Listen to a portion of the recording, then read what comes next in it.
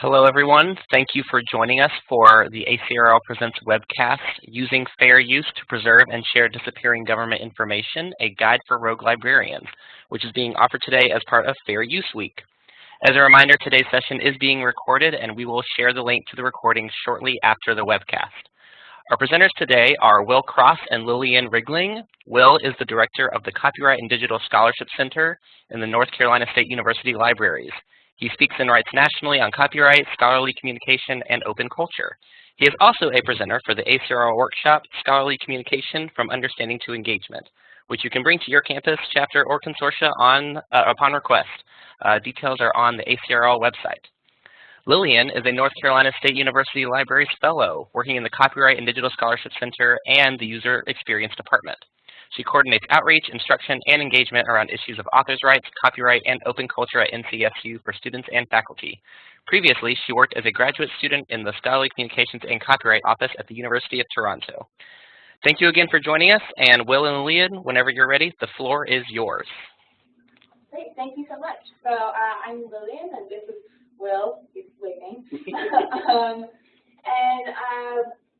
We are going to talk about using fair use to preserve and share disappearing government information. I'm just going to get the slide.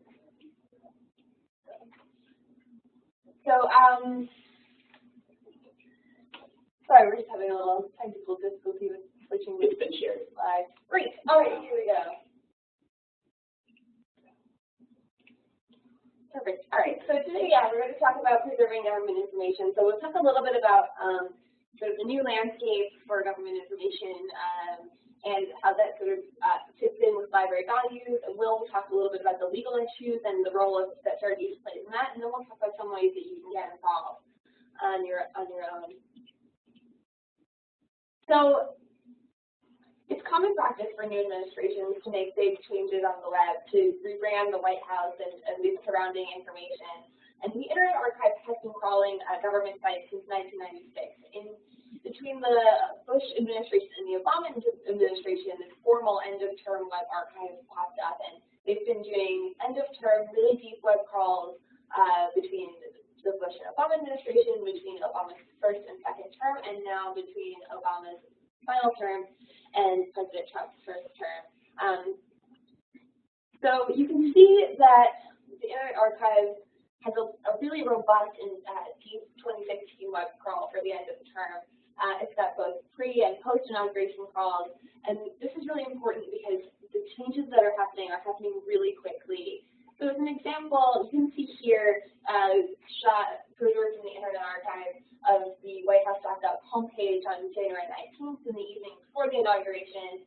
And here you can see in the afternoon of January 20th how rapidly that change has been made. And you can note that in the header, all of those issues pages are gone. They're different. There's a lot of new information, and a lot of old information is gone. So there's a need to act pretty quickly on this. But it's not just web information and web pages. We're also worried about data. Data degrade is always a concern, but with this specific administration, people are very concerned about the loss of formerly open government data, and this comes from both a closed administration now and a previous administration that really placed an emphasis on open data. The scientists are looking for a more stable home for data that had previously lived on this open WhiteHouse.gov. So new projects are popping up and old projects are coming forward to build this refuge. We've got this data refuge project for federal climate and environmental data, which extracts data and materials from sites and creates new and trustworthy copies. And then different organizations like Data Refuge, like the Internet Archive, and like librarians are working to preserve that information. And to preserve those data sets and make them findable and trustworthy and readable. So you can see, just like we saw with the WhiteHouse.gov pages, before the inauguration, there was a lot of open data on this open.whitehouse.gov, and after the inauguration, there's no open data here. And we don't know if this is going to change. We don't know if this is just an artifact of the fact that we're in the middle of a huge administrative change, and maybe web presence isn't totally up to date, or if it's going to be of interest in the future. We get just this message when we go to whitehouse.gov to look at information on open data. Thank you for your interest in this subject. And since everything is in flux, it's really an important time to be aware of these issues. And especially for us as librarians, we care a lot about access to information, and we have a huge role in this. It's kind of our whole thing. And when information starts to disappear, we want to take action, especially when we don't know if and when it's coming back. I'm sorry, we are having a little bit of technical difficulties. Let's see if we can get our microphone a little bit louder. Can you hear me all right?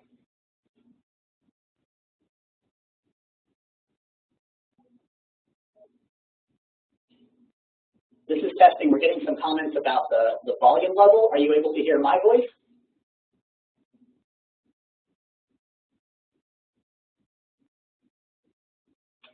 We've got our volume up to max. So, okay, Courtney says she can hear us. Great, thank you, Courtney. So we'll just project a little bit better for now. All right. Thank you so much. We'll be loud. Okay, so librarians have a big part in this, as I was saying. A lot of news media kind of attribute this to coders, but we as librarians care a lot about this issue, and we have the tools to take part in this. And finally, there's one more factor to this crazy change in government information online, which is that we're seeing new mediums of communication. So we've got Twitter, which is much more popular now than it was at the beginning of Obama's presidency. And not only do we have a president that really likes using Twitter, but he uses his personal Twitter account in addition to his government Twitter account, and often makes very important announcements through his personal venue instead of through his government venue. And this is sort of akin to FCR changing his medium of communication to release formal information through informal channels like radio. So it's not that we don't have a precedent for people using Twitter, it's just that we're using Twitter now instead of traditional press releases and press conferences, and we have to find a really quick way of adapting to the way that information is being shared and released to the public now. And in light of this, we also have a government that has censored some other government Twitter accounts, and we have these rogue Twitter accounts popping up, and we now have this additional burden or interesting puzzle, whichever way you choose to see it, of figuring out what rogue Twitter accounts are real, what is worth saving, what should be grabbed before it's gone. And that's led us into this really interesting and rich digital landscape of information sharing. We're in uncharted territory, but it's really, really exciting, and we as librarians are in a really great place to do something about that. Great, thank you. So I think Lillian has done a great job of sort of setting the stage here and talking about these new issues. And I think we all as librarians feel this imperative to sort of gather this rapidly disappearing information. So I think I get to do sort of the lawyerly thing and add complications to the mix and say, you know, before you just jump and start grabbing everything, think a little bit about the legal issues. Recognizing that for a lot of us, the last thing we want to be talking about right now is copyright. But I think this conversation is useful because it really reaffirms the way that fair use helps us do the stuff that we want to do, rather than acting as an impediment, as some people might sort of expect it to be. So the legal issues feel sort of straightforward. They can get a little bit more complicated, but I want to talk about the way fair use is going to sort of help us cut through the noise so that we can do the stuff that we know as librarians we should be doing. So if you've ever attended a copyright webinar before, or been to a class, or had a roadshow come to your community, you've probably heard things about copyright like, copyright doesn't protect works of the federal government, right? We know that to be the case. Copyright doesn't protect data in its raw form because that's just facts, and copyright doesn't protect facts. And those things are both true for sure. So there's a sense in which what we're doing shouldn't be very complicated, right? If we take the stuff the government makes is public domain and available, and that data is public domain and available, then gathering gathering government information, especially government data, feels like it should be fairly straightforward. But as I say, it can start to get pretty complicated pretty quickly. Some of that has to do with the fact that the copyright status of data is a little more complicated than it might seem at first blush.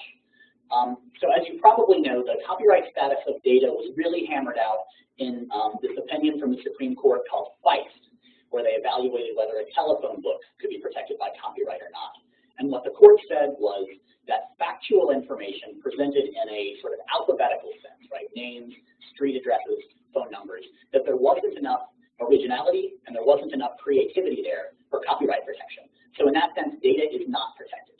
But they said there are cases where when data is selected or arranged in a creative way, and the example I like here is the yellow pages, right? When it's not just alphabetical, when it's being grouped by subject and certain ones are included or excluded, that there may be some copyright protection for that sort of selection and arrangement.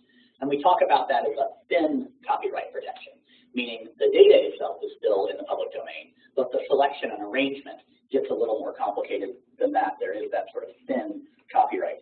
So that's the first sort of piece of the issue. And you can see that these complications are actually reflected on the government sites themselves. If you go to data.gov, the home of the US government's open data, you'll see that they describe the different sorts of data and the tools they make available for data visualizations and that sort of thing.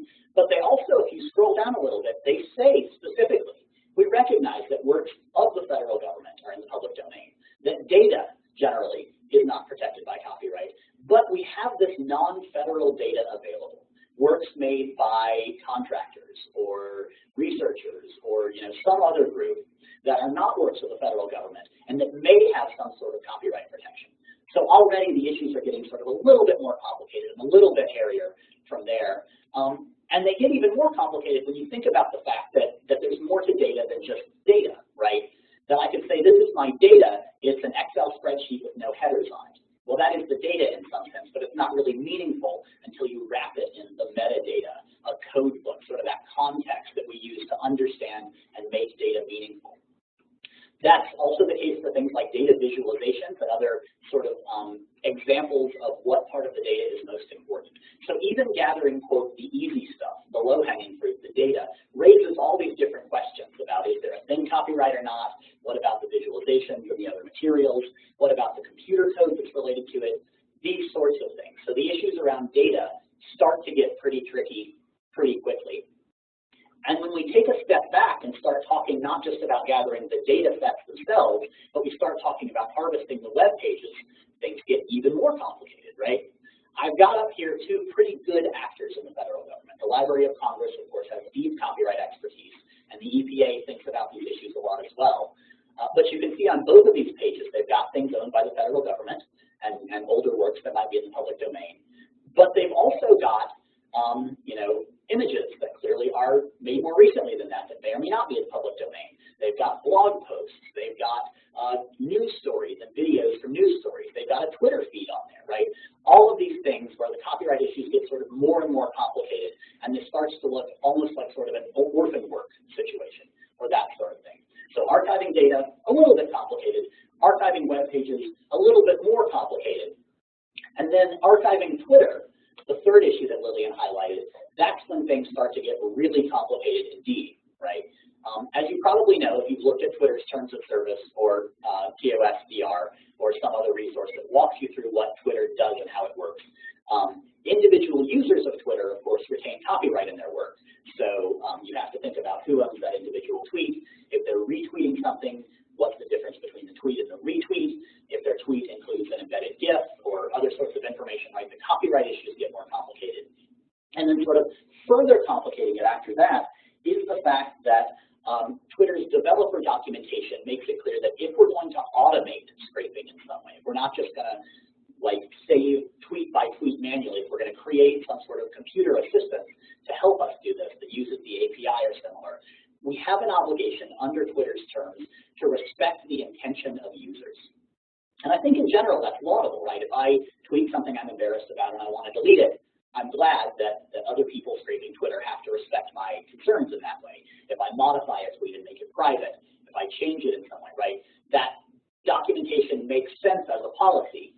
But if what we're trying to do is grab the deleted stuff in particular, that we want to gather everything in Twitter, but especially the stuff that's disappearing, those terms of service in terms of copyright and the documentation in terms of our API respect for users' control and privacy really raises the stakes in how we think about these issues. So I hope I haven't frustrated you too much with talking about these issues, but you can see that we're in sort of a thicket here. And so this is when I get to have fair use sort of swoop in and save the day, right? If we think about copyright as this collection of different sort of competing issues and values, and is there a license here? Is it a thin copyright or not? The thing that makes fair use so great, and the reason I think this webinar is an exciting thing to be a part of, is because fair use has this unique power to cut through all the noise and to say, we know all this copyright stuff is important and we need to understand it, but we also know there are core values that exist in the shadow of the First Amendment that undergird copyright as a system, and that fair use exists to support in a lot of different ways. So when we think about these different complicated questions, fair use is really the machete we use to hack through the jungle, or the strong, clear note that cuts through the din, or however you want to frame it. Fair use is there to take a complicated thing where some valuable sort of public service stuff could get lost, and to make sure we keep that core free expression public good mission in mind. So if you've ever seen a fair use presentation before, you've seen some version of this. But I like to talk about fair use as sort of the exceptional exception, right? The copyright statute has a lot of places where Congress said, we recognize the value of this particular user group and this sort of behavior, and so we're going to carve out a specific exception. So 110.1 says teachers, if you're in the classroom and you want to play a song or show a movie or perform a play, knock yourself out. Don't worry about copyright. Those are the specific exceptions. Fair use is different from that in that it's sort of the catch-all exception. It's the other stuff exception. It's the exception where Congress has said we couldn't possibly list and anticipate every socially valuable use, every situation where copyright would get in the way of what copyright is supposed to be doing. So we've got fair use as sort of the catch-all instead. And as you probably know, when you talk about fair use, you're sort of talking through these four fair use factors: purpose and character, nature of the original, amount, substantiality, and effect on use of the potential market. But another way that fair use is exceptional is that unlike those other exceptions that are sort of like a checkbox, right, where you have to check each of the factors, fair use is more about sort of weighing these four factors in a different way, right? So you see scales a lot of the times when people talk about copyright for that reason. I actually like the metaphor of fair use as soup a little bit better, that you can think of the four factors as you sort of pour these four flavors into a pot and stir it up, and then it tastes like fair use or not. But whatever metaphor sort of works best for you, the idea is that fair use is this balancing test. It's this equitable rule. We talk about it that comes originally from judge-made law that's there to keep our eyes on the high-level principles, not get lost in the weeds of the minutia. And that emphasis on is what you're doing public serving or not has only gotten stronger in the past 25, 30 years or so as the doctrine of transformation has been ascended, right? Starting in the early 90s, courts basically said, if you look at these four factors, one way to do that analysis that really captures what they're going for is to ask whether you're changing it in some way, whether the new person who's borrowing someone else's work is adding their own voice to the mix, is talking back to the original or recontextualizing the original in some way. So this idea of adding a new meaning or a new message, a new expression in some way, really gets to the heart of what fair use is about. And we're going to talk about how these sort of fair use principles help us do the good librarianship that we want to do in a few different contexts. That how what all of these basically boil down to is the idea is that fair use is there to make sure that copyright is always serving the public good. And that when you, as an actor in the context of copyright, are serving the public good, even if it's in a way that was not anticipated by the statute, even if it's in a way that feels different from the sort of thing that somebody in 1976 might have expected, you're still probably going to be doing okay because fair use is going to have your back on these issues. So let's talk about that public good piece a little bit, because there are a few different ways that fair use has really served as this sort of safety valve for free expression as the courts talk about it. Now you can see the first indication of the way fair use works in the text of the statute itself, right? They point to, before those four factors, they point to the sort of activity that fair use is designed to encourage. And you can see it is news reporting, commentary, teaching, research, all these things that expand the marketplace of ideas. So by the examples that they give, Congress is telling us in the statute, fair use is about free expression. It's about supporting the marketplace of ideas in these new ways. So you can see it from there. And as it's developed over time, that's continued to be the case more and more. So one issue that we're talking about here with Twitter in particular, but also with web pages, is that fair use is there to make sure that these old rules can still have currency in a new technological environment. So the written statute of copyright basically is anticipating a world where the photocopier is the transformative technology of the day. We're obviously well past that. So fair use has really come to the fore and been ascendant in cases where what you're doing feels like it's in the spirit of what copyright is trying to encourage, but it doesn't quite make sense because this new technology works in a way the statute didn't anticipate. So that's a space fair use has been really powerful and really grown a lot. That's really going to play into the archiving of digital materials, unsurprisingly, right? The second space where fair use has really been ascendant and had a really important role is in the context of what I sort of call spontaneity and exigence. This idea that when there isn't enough time to get permission, fair use is there to save the day.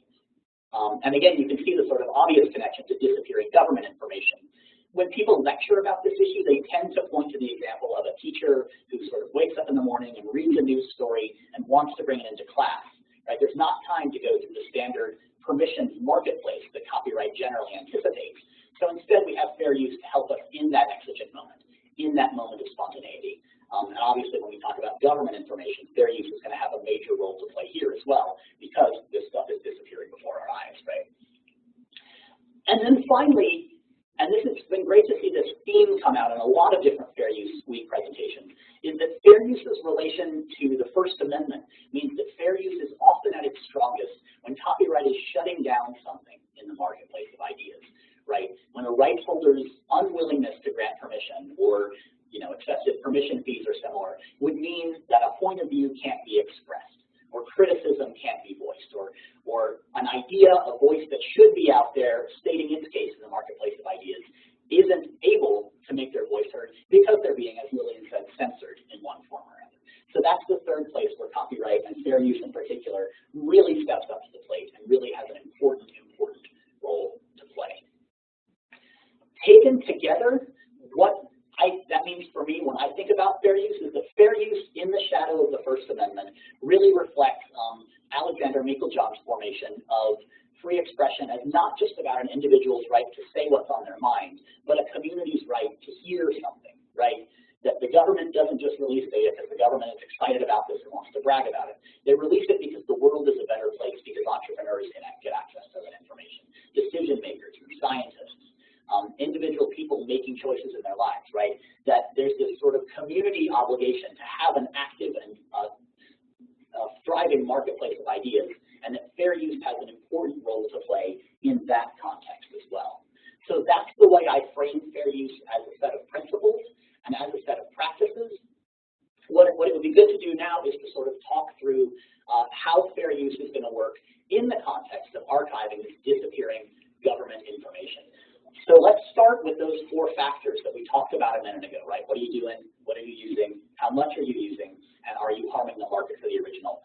And talk about what that would mean in the context of fair use understood in this way.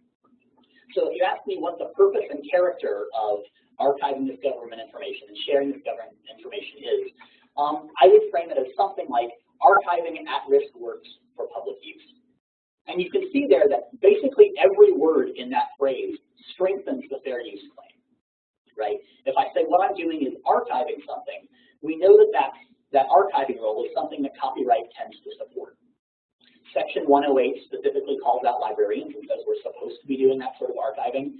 And generally speaking, when there's an existing copyright exception, or those specific exceptions we talked about before, your fair use case gets stronger the closer you are to that exception, because Congress has defined the sort of behavior, and you're doing something that's sort of in the neighborhood of that.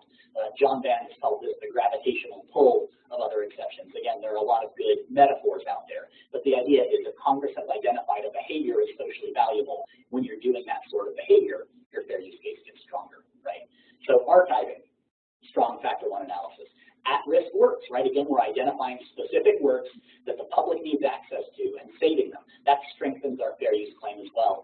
And then that call to public use is really, really significant, right? If fair use is about the public good and access to public information, if you can say the purpose and character of your use as a librarian is to serve the public in this way, that gives you a pretty strong argument, right? So far, so good. That first factor strongly supports the archiving of government information that we're talking about. The second factor, I think, is similarly a slam dunk in a lot of ways, right? The nature of the original work are, as we said, government materials. So a lot of them are already going to be in the public domain. Data, some of which will be in the public domain, and even those that are not are probably going to have this sort of thin copyright. So we're dealing with the sort of descriptive rather than creative expression a lot of the time that the second factor, the nature of the original, looks to. We're also looking at material that's been posted on public websites by the government. So the question, sort of the other question of the second factor, is it widely available or closely held? Clearly widely available. The nature of the materials we're pulling here very much strengthen our fair use claim. We're in really, really good shape in terms of fair use, in terms of the first factor, and in terms of the second factor as well. How about the third factor, though? This is, I suspect, the moment where if you were sort of diligently doing your fair use analysis, you would say, hold on a minute, I wonder how we're doing on this third factor analysis. Because we're taking, in some sense, the entire work, right? If you take an entire data set, an entire web page, an entire set of tweets from an individual person over time, you're taking the whole thing, and that idea of a mirror image copy might be distracting to somebody who's just looking at the question of amount, right? Am I taking a little or a lot? But I want to suggest to you that the third factor is actually much more favorably inclined to this sort of archiving than you might imagine. And the key here is that second word, substantiality, right? The third factor isn't just about the gross amount of how much did you take. What the third factor is really asking is, you told us back in factor one, you're doing something socially valuable. You're doing something that's going to make the world a better place. Okay, if we buy that argument, how much do you need of the original work in order to do that socially valuable thing? And the response here is we need all of it, right? Pulling part of a data set wouldn't really get the job done. We're trying to create an archive, and so we need the entire set of information, right? The appropriate amount in this context is likely the entire work. And that actually shouldn't be surprising as it might appear, because we've had some recent cases that talk specifically about mirror image copies in library land that upheld fair use. The Hockey Trust case that I bet a lot of us have been watching closely around digitizing works in order to make them accessible for students who have special needs in terms of accessibility, said explicitly, I can't imagine a version of fair use that didn't encompass this sort of use, even though it's a mirror image copy. Right? The Google Books case got into this issue a fair amount as well. We need to take the whole thing and archive it so that we can make it available in the context of snippets and so on, right? Mirror image copying to serve a specific purpose again. And there have actually been a handful of other cases as well. I'll tip my hat here to Krista Cox at ARL, who actually put out a pretty good white paper recently on this mirror image copy issues. But there have been a fair number of cases that dealt specifically with, can I copy the whole thing? What are the contexts? So we know it's very often fine to do this. And this is likely to be the sort of case where making a mirror image copy really serves that public good serving role that we associate with librarianship and that we said we were going to be doing back in the first factor. So that's our first three factors. So far, so good. Purpose and character, nature of the original, amount, and substantiality. And then I think the fourth factor is, it's a little more complicated, but in some sense it's the strongest of all, right? The effect on the market for the original. What's the market for a work that's about to disappear, right? If it was available to be licensed or in some other way available in the stream of commerce, we might not be archiving it, right? So the fact that we're creating a new home for these lost works makes the fourth factor pretty strong, particularly the context in which we're operating, right? So we mentioned on the EPA page that there were some news stories that were folded into the EPA page. If we were to grab every news story from a particular newspaper or television network, that would be a hard fair use case to make, right? Those are available, they're very highly commercialized, and there's generally an active licensing market. But if we're just pulling the items from the EPA's page, we're not selecting them because they're news stories from such and such an outlet. We're selecting them because they're on the EPA's page. That market analysis looks very different. And we actually have a pretty good set of analogies here as well in the context of orphan works, right? A lot of us have been spending a lot of time recently thinking about how to deal with those orphan works. works where the rights are unclear or confusing. And sometimes when you talk about orphans, you talk about an individual work that you don't know the provenance of. But more often when we talk about orphan works, we're talking about huge collections with a mixed set of rights issues, where it would be unreasonable to expect us to search out the rights status of every single item. So those best practice documents that we released recently, the sort of cottage industry and law review articles that we've had recently on orphan works, those all give us very good guidance into how to think through the effect on the market, that fourth factor analysis, and our practice more generally of being respectful of fair use and thinking about those issues.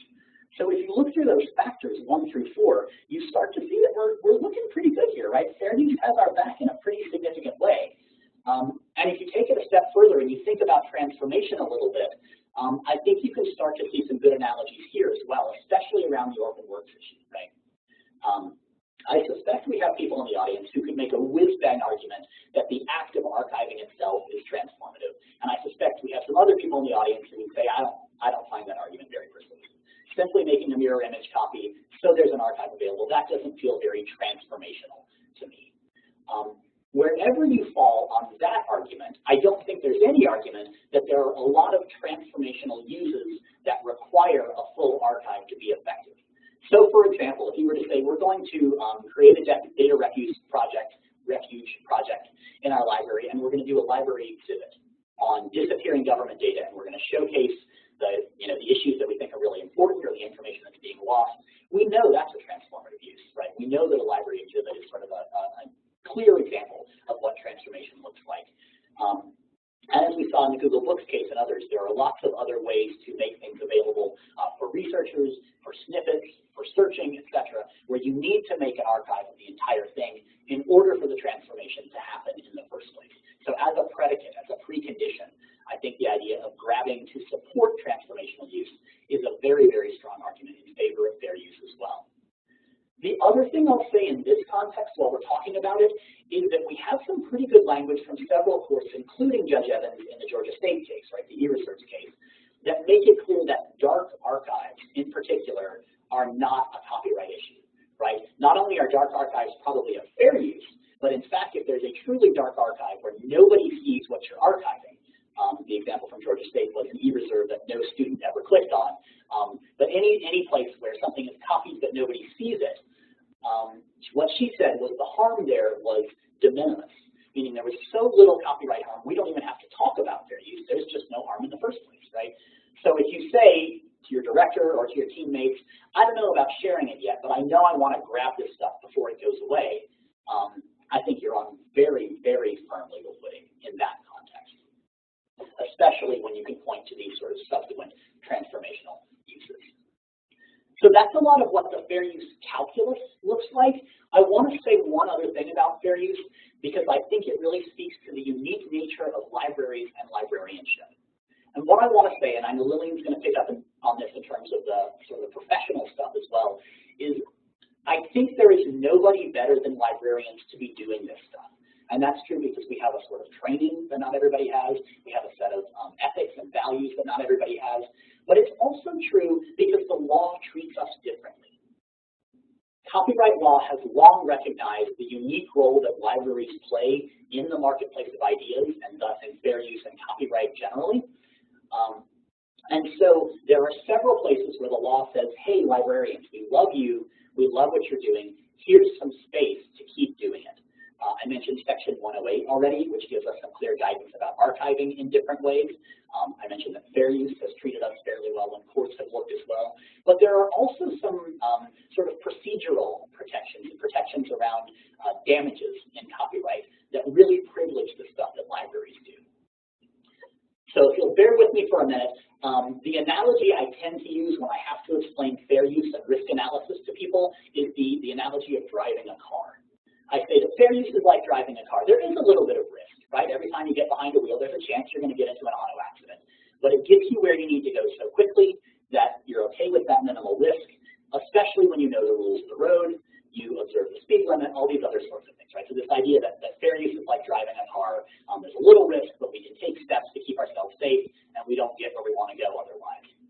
If you buy that analogy, that fair use is like driving a car analogy, I like to say that libraries are like bumper cars, that we are driving a car that is extra safe, that has extra padding, extra protection, extra insulation from damages.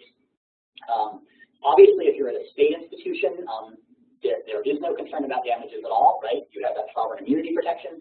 But whatever institution you're at, if you're at a nonprofit educational institution, public or private, Section 504C2 in the copyright law says specifically that when a librarian who's acting reasonably, who has a good faith belief in their fair use, when they act on that good faith belief, they are protected from the big money statutory damages, even if they're wrong. So even if the four-factor analysis I just did is incorrect in some way, even if a judge doesn't buy the transformation argument, either because there's some really weird item that we're collecting, or because a judge just has a bad sort of understanding of copyright, that happens from time to time, even if you had to go to court and the judge said this isn't fair use, you've unquestionably got that good faith belief in fair use, which means you're never going to have to pay those big money statutory damages, those at the beginning of the DVD, the big scare tactics you see from the MPAA, or in newspaper articles when the RIA talks about we're going to take hundreds of thousands of dollars from you, and we're going to take your house and your car and your cat and everything else, right? Those big scary damages go away when librarians are in faith doing library stuff, when we're acting in good faith in terms of fair use. So I think that gives us a special obligation to step up. Right? The radical coders they talked about earlier are doing important work. But librarians have a unique and I think very special role to play in this context because of the way the law treats us specifically. So having said that, having walked through the legal issues and talked a little bit about that special purpose, Lillian's going to talk to you about some of the specific things you can actually do armed with this understanding of fair use. Great, thank you, Will. So beyond the fact that we have this sort of special protection, librarians are also have amazing sets of skills. We're the Swiss Army knife for this. We have technical skills, we have drive, we have resources, and we have this knowledge of information organization and preservation that is well beyond what the average person has. So we're really equipped, we're in a great place, and we're really well equipped to be a part of this. So we're not the only people that are doing this. Preserving government information. This doesn't all fall on librarians because of the special protection that we have and our knowledge of fair use. The EPA, for example, has this site up that's a capture of an archived version of their site as it was on January 19th. And there are other agencies that are really actively participating in this preservation of government information and release of government information, as we've seen with the rogue Twitter accounts that we talked about before, too. But there's also a really great space for librarians to get involved at a lot of different levels. So what we're looking at right now is a screenshot of the librariesnetworks.org page, and I don't want to duplicate their webinar, but they have an awesome webinar on how they get really deeply involved in data refuge projects, and as well as this really great 6-minute video that I would really encourage you to go watch if you're thinking of getting involved at your institution. But basically, what they cover is that there are a lot of different levels of library commitment.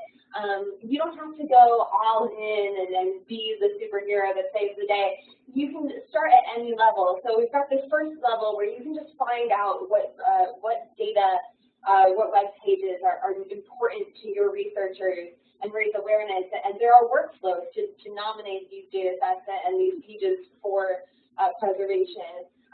There's some mid-level levels of involvement where you can do some deep web crawling and start to do some documentation, and there are, again, workflows set up by other organizations for how to claim agencies that you're going to be a part of documenting.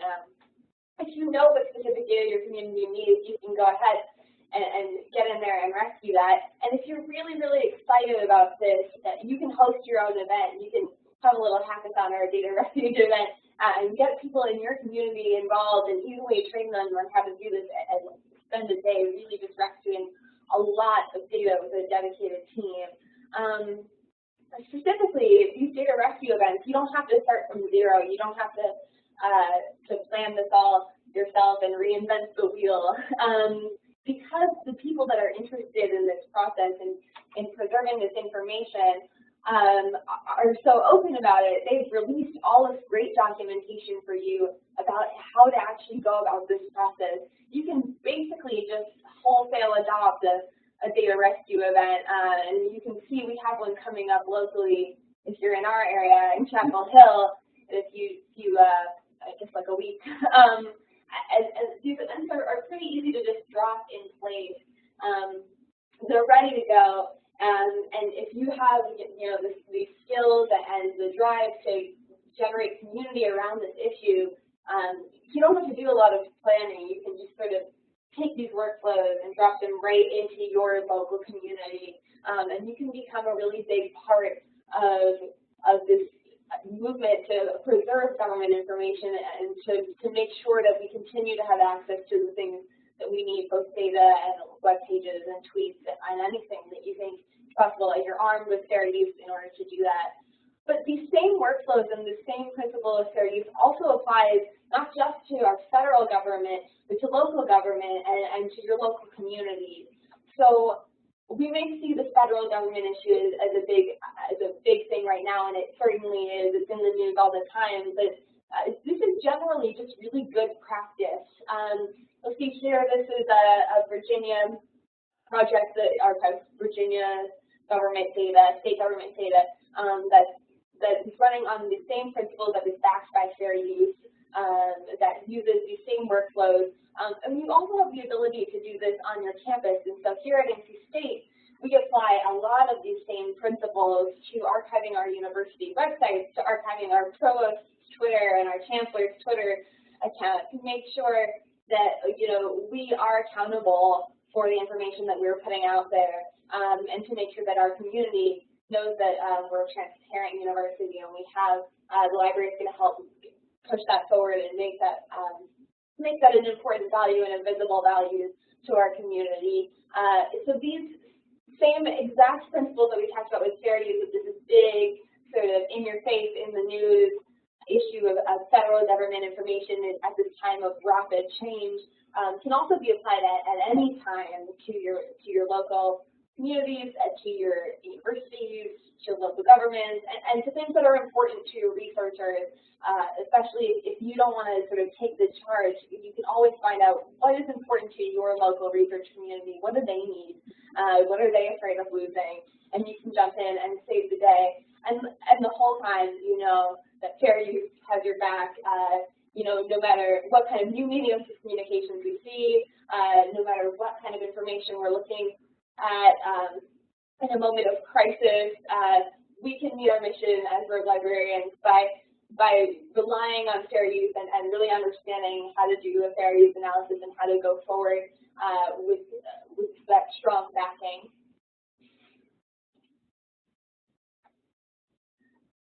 So we've left a little extra time for questions here given the audio issues at the beginning. So we'd love to have any questions you have about fair use and the sort of rogue librarian thing, or if there was something early in the webinar you didn't hear as well, if you want to ask us to add some context, we're happy to add that as well. What did we say too fast, or what was confusing, or what got you excited that you want to ask about?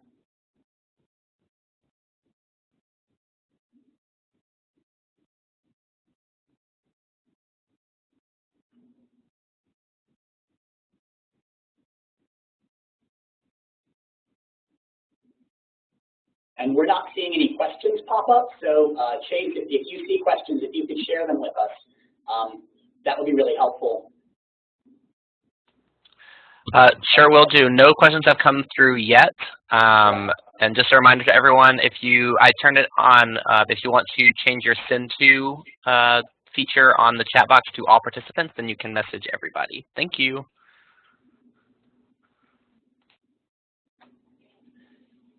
So while we're waiting for questions, I'll say a little bit more about fair use because that's my favorite thing to talk about.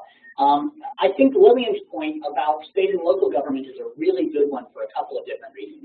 The first is a lot of those federal government and the public domain issues that we talked about obviously change with state government. In fact, yeah, sure. So I see our first question about 504c2. I'll talk a little bit more about that in a second. But I did want to say that federal government, there's a sense in which that's pretty well covered both because of the public domain issue and because it's so high profile. There's a sense that we know we need to say what's happening at the EPA. But state and local information, the legal rules tend to be different, and the practices tend to be really, really, really different. In fact, it gets to the point where there are some states where the law itself, the written law, is protected by copyright, and you have to pay a fee to get access to it. So I think we sort of doubly need that fair use protection when we're in that space, but also we doubly need to think about what communities of information are disappearing in that way. So I see a couple questions have popped up, and I'll start us off, but Lillian, feel free to jump in at any time as well. So the first question is from Sue to talk a little bit more about 504c2. Essentially, what 504c2 does is it says they will, quote, remit statutory damages, meaning those big money damages, right? There are at least two kinds of damages that you tend to see in a lawsuit. There are statutory damages, where the statute says if you violate copyright, you're on the hook for this much money. And then there are what they call actual damages, meaning this is the actual harm you did to this person. In the context of copyright, it's really hard to prove actual damages. So we've got these really large statutory damages as a way to make sure there's a big penalty if you violate copyright in a way that rises to that level where it accrues statutory damages. What 504c2 does essentially is it says we recognize that this big threatening thing could get in the way of people's risk assessment, especially when they're the sort of people we want taking risks, like librarians, and they're dealing with something like fair use that requires that you deal with a little bit of risk, because that's just the nature of fair use as a flexible, equitable doctrine. So it's basically an exemption that says librarians, if you're acting in good faith, and if you can demonstrate that good faith, you don't have to worry about those big money statutory damages. So that's why we suggest doing things like the fair use checklist. You'll see at different places, right? It's a way to think through fair use, but it's also a way to document that you've made a good faith effort to understand fair use. So that addresses the statutory damages. As I like to say, that the actual damages are generally so small that they wouldn't fit into a billable hour of a corporate attorney. So it's not generally worth it to sue libraries. Obviously, we've had a few lawsuits recently, and we've won them all. So I think more than ever, it's not a good time to sue librarians. But when you've got 504c2, it's an especially sort of safe space for librarians to say, we need to meet our mission and worry about the nuances once we've got this disappearing information captured.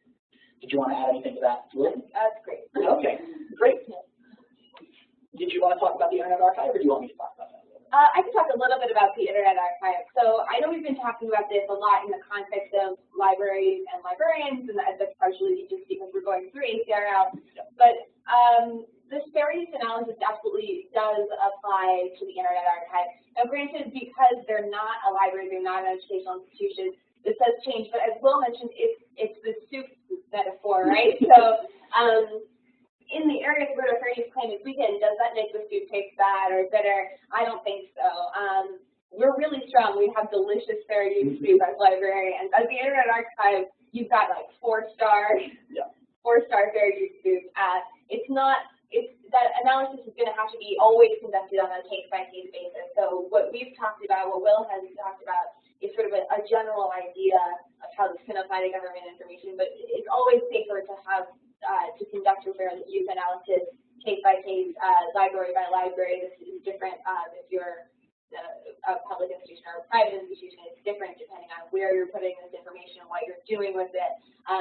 But the Internet Archive has a long, long history of being backed by fair use. And Will, if you want to talk more about that. Yeah, no, I think that's really well said. The thing I wanted to surface here as well is this is a perfect example of why fair use is so powerful.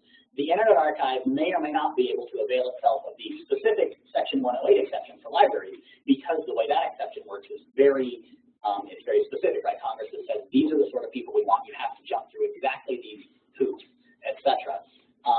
So the Internet Archive may or may not qualify, but because fair use is this sort of exceptional exception, they can still avail themselves of it. And everybody can at least make a fair use claim. You'll often see statements like commercial actors can't rely on fair use. Well, of course they can. Most of the major fair use law we've gotten comes from commercial actors. So I think that's a really good question to raise the Internet Archive or other, I'm not affiliated with an institution, I'm just doing good library work. That's where fair use is really most powerful. So we have a question from Robin about the docs and data you harvest, and Gretchen has actually given us a really good answer to that. So to get involved with Data Refuge, you can just email them, and they also have contact information on their site. But I also would like to, again, point back to the librariesnetwork.org, and I will go ahead and type that in here because they have a really great slide deck that we didn't want to just clip from and duplicate, but they have a really great slide deck that links out to a lot of different forms for nominating an agency, for trying to request, for seeing which agencies are not accounted for. So I'm going to go ahead and put a link in this chat box to that so that you can all go there so you can get started. Perfect, thank you, Lillian. So while she's doing that, I'm going to say that I think that idea of joining a larger effort, especially for the national level stuff, is so powerful. We understand the importance of lots of copies keep stuff safe. So it's not like once one person is archived it, nobody else needs it anymore. But this is a place where a lot of hands working in a coordinated way is going to be especially powerful. So if you just say, I'm going to go on my own and I'm just going to grab this data for myself, that's awesome, do that. But if what you're doing is coordinated with other librarians, other actors, other hackers and coders, these sorts of people, we can make sure that we're not duplicating effort unnecessarily, we're duplicating effort deliberately, where we're duplicating effort, and we're making sure that everything gets covered. So there's not an assumption that, oh, somebody else must have that, and then that gets missed. So yeah, thank you, Gretchen, for sharing that information, Lillian for sending that link out as well. Yep, and then there's librariesnetwork.org, absolutely. So this is a hot topic, and so a lot of people are thinking about it. And as I say, the more we work together, the more powerful our efforts are going to be, for sure. So looks like Sue has linked a story as well. So, oh, sorry, sorry. Okay, so there's this question about limited liability. Counsel is wary of any lawsuits, whether or not we're protected from statutory damages. For sure, that's something that I think we all struggle with at our individual institutions, that from a lot of counsel's perspective, any lawsuit is a loser, right? I don't care if we win right away. The fact that we had to go to court to defend ourselves means we've lost. I understand that concern. At some level, though, that's why I like the car analogy so much, is right. If you say we're never going to accept any risk, then you're basically opting out of fair use altogether. And I think that's bad for an individual institution. That's also bad, I think, for fair use as a doctrine. It's been said many, many times, right, that fair use is like a muscle, that the more you use it, the stronger it gets, and the more you don't use it, it sort of atrophies away. That's certainly the case for library fair use. So what I try to talk about when I talk to a counsel's office is I recognize your concern about lawsuits. So let's have a great conversation about what is and is not acceptable risks, and let's think about how to strengthen a fair use claim, right? I generally don't find it helpful to ask, is this fair use or not, because we can't know until a judge decides. The question that I find works a lot better is, how can we strengthen our fair use claim? What can we do to make sure our fair use claim is as strong as possible? So for a project like this, I might talk to counsel and say, let's talk about what specific types of information are we going to grab, right? If we stick to just data and data sets, that might feel more comfortable than grabbing web pages. Or if we identify specific government agencies and say we're going to grab these web pages and not these web pages, that's helpful as well. Also pointing to existing best practices, right? I mentioned the Orphan Works best practices, but those documents that articulate a community's belief about what is and is not fair use are really, really powerful, both because they're evidence of good faith in the context of 504c2, but also because courts have said in the past that when you rely on these specific best practice documents, we take that as proof that you're acting on good faith. You're doing the right thing, we know, because you use this particular resource. So talking to counsel about what resources do you trust? What resources do you think put us in the right place to address these concerns? And then kind of picking your battles from there. And everybody's going to have a different risk tolerance, and everybody's going to be sort of thinking about it in a different way. But having that conversation that's grounded in sort of an informed perspective and a perspective that says, I hear your concerns, here are the tools I think that make us as well positioned as we possibly can be. And then what's the loss if we don't gather it? And this is an especially strong space to be in terms of the loss, because you can say, look, normally maybe we wouldn't take the risk, but here this stuff is disappearing in front of my face, right? At least in this moment, let's grab it. Maybe it never leaves the dark archive. Maybe we just grab it and server that nobody ever sees. At least let's grab it so we have the option to deal with it in the future, right?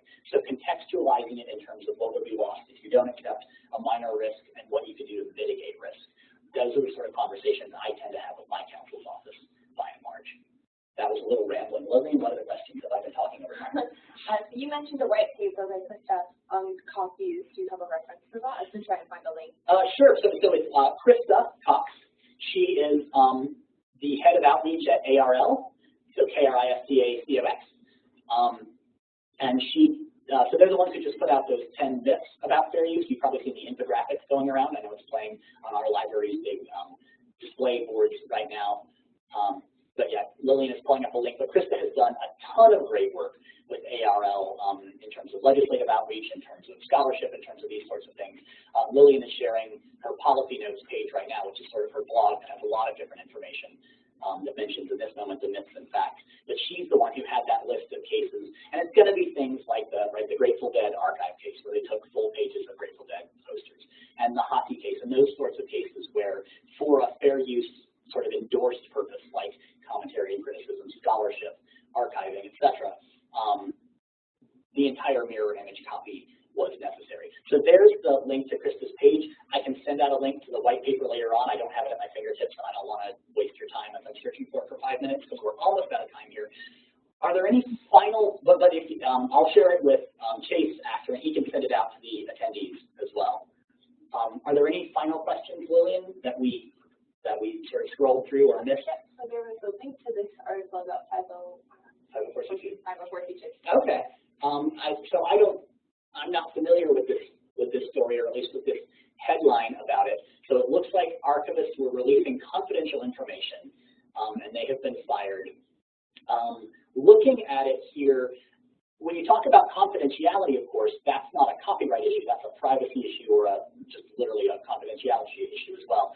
So it's a great point that when we talk about this stuff, if you're dealing with confidential information, if you're dealing with private information that deals with minors, that deals with vulnerable populations in some way, there can be issues beyond copyright. That's a great point to raise. Generally speaking, if you're pulling information that was posted on a public government website, it's fairly unlikely to be confidential information.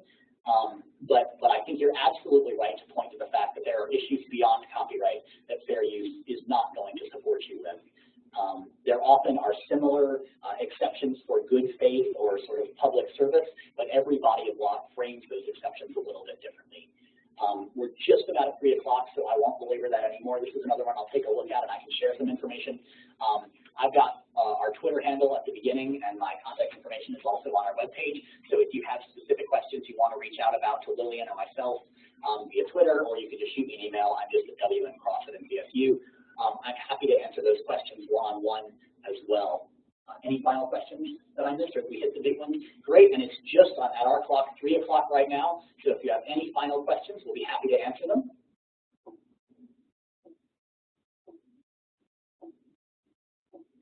Great. Well, we really appreciate you all taking the time to have this discussion today. We think this is a really, it's an exciting sort of body of practice, and it really illustrates the necessity of fair use as a doctrine, because this is something that would get really hairy and really complicated, I think, without fair use. So I hope you've left this webinar with a sense of how important fair use is in this moment and in so many of the things that we do as librarians. We really appreciate you taking the time, and we enjoyed talking to you today. And Chase, we'll turn it back over to you now, unless Lillian, you have any final comments. Thank you guys all so much. Yeah, thank you so much, Will and Lily. And everyone, we will be making this recording available shortly, likely probably not till tomorrow, but you can look for that soon. And otherwise, we appreciate you guys attending this ACRL Presents webcast. Thank you.